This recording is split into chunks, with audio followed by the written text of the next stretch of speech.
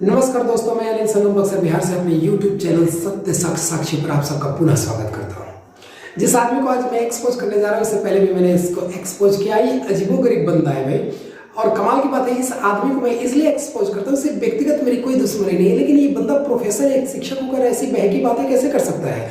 और कमाल की बात है कि इसके कमेंट्स और इसके चाहने वालों को आप देखेंगे तांता लगा है, तब पता चलता है कि शिक्षा इस समाज की कितनी बड़ी जरूरत है।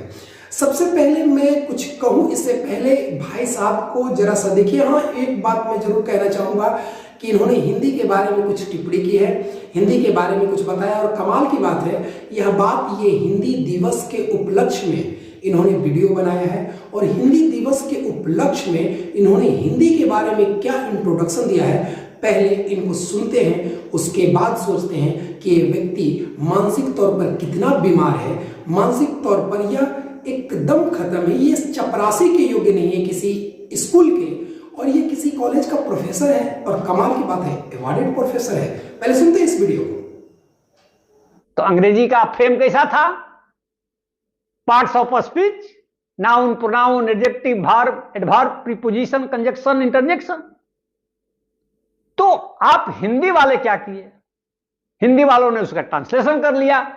संज्ञा सर्वनाम, नाउन को संज्ञा कह दिया, प्रोनाउन को सर्वनाम कह दिया, वर्ब को क्रिया कर दिया, एडवर्ब को क्रिया विशेषण कर लिया। ऐसे तो उसने 5 भेद बताया नाउन को। अंग्रेजी फ्रेम में proper noun, common noun, abstract noun, collective noun, material noun. तो आपने उसका ट्रांसलेशन किया, व्यक्तिवाचक, जातिवाचक, समूहवाचक, द्रव्यवाचक। ये नकल है। नकल में अकल चाहिए। पूरी तरह से नकल कीजिएगा तो फिर गड़बड़ हो जाएगा ना भाई। जी देखा आपने, ये प्रभु कह रहे हैं कि हिंदी व्याकरण जो है अंग्रेजी व्याकरण की कॉपी है। संज्ञा, सर्वनाम, एडजेक्टिव, ये सारी चीजें हम हिंदी भाषियों ने या हिंदी व्याकरणाचार्यों ने अंग्रेजी के ग्रामर के, इंग्लिश ग्रामर के पूरे नियम को उतार लिया। इंग्लिश ग्रामर की हमने कॉपी कर ली, नकल कर ली, और नकल के लिए अकल की जरूरत होती है। इस आदमी की बुद्धि का तो मैं क्या कहूं, मतलब मानसिक तौर पे बीमार है ये बंदा। यह बात जग जाहिर है, एक पढ़ने लिखने वाले मैट्रिक के बच्चे से, एक 12th के बच्चे से अगर पूछा जाए तो यह बात जानता है कि हिंदी संस्कृत के से छनी हुई आ रही है। अगर हिंदी के अगर आखिरी रूट को, डीएनए को अगर चेक किया जाए तो संस्कृत तक जाएगी। मैं ये नहीं कहता कि संस्कृत से सीधे अंग्रेजी आई है। संस्कृत के बाद कई प्राकृत भाषाएं, मगधी, अवधी, शैली, कई भाषाएं ऐसी आई। उसके बाद छनते हुए फिर अवधी आई, और ऐसे ऐसे करते करते 19वीं 20वीं शताब्दी में और आज 21वीं शताब्दी में जो हिंदी बोलते हैं वो हिंदी कहलाती है। लेकिन इसकी रूट, इसके डीएनए की अगर बात किया जाए तो ये संस्कृत से आई है, और संस्कृत का अध्ययन अंग्रेजी व्याकरण आज भी कहता है। यदि भाषा शास्त्री अमेरिकन कंप्यूटर की अगर बात करें तो वह संस्कृत को अति वैज्ञानिक व्याकरण मानता है, जिसके सामने अंग्रेजी आज भी अपने घुटने टेक देती है।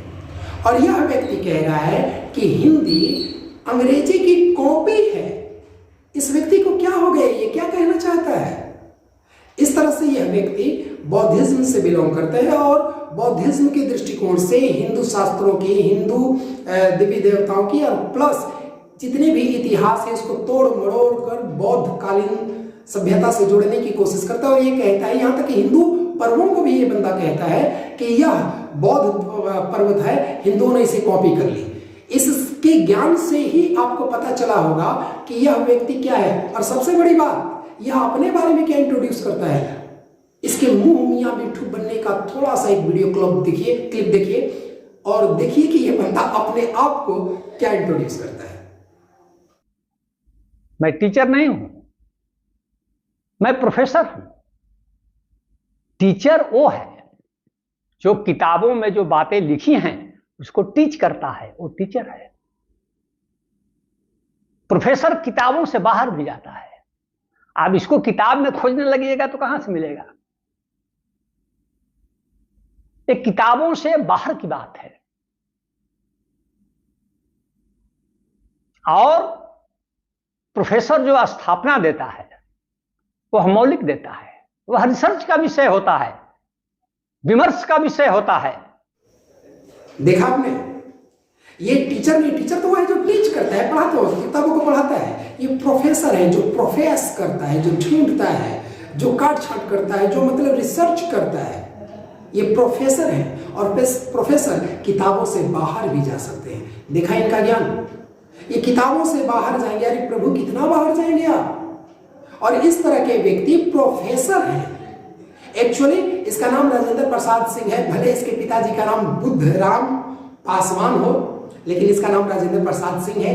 यह एक व्यक्ति कोटा के अंतर्गत किसी क्या मैं कहूँ, कहने में भी अगर मैं कहूँ तो लोग समझेंगे कि मैं राजनीतिक लेक्चर दे रहा हूँ। ऐसे व्यक्तियों को प्रोफेसर बना दिया गया है समाज में आगे बढ़ने के लिए। अच्छी बात है, अरे भैया समाज में आगे बढ़ने के लिए उस समाज में भी एक से एक पढ़े लिखे हैं, उनको ये बात दीजिए, लेकिन नहीं। और कमाल की बात, ये प्रोफेसर नहीं बल्कि अवॉर्डेड प्रोफेसर है। हद हो गई बिहार की शिक्षा जगत की, हद हो गई।